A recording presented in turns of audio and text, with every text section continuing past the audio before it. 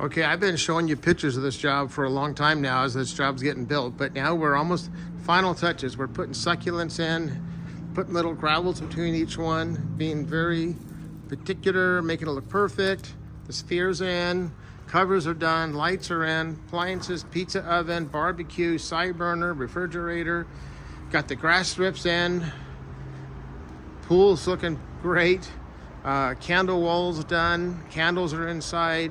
Rimflow spa, which looks amazing. Step pads going across. Spillway wall. Over here we got a little grass area for a day bed. And then of course a beautiful olive. We're putting those succulents in now. That's the little vegetable garden for them down the road, because they're healthy eaters. And this place is gorgeous.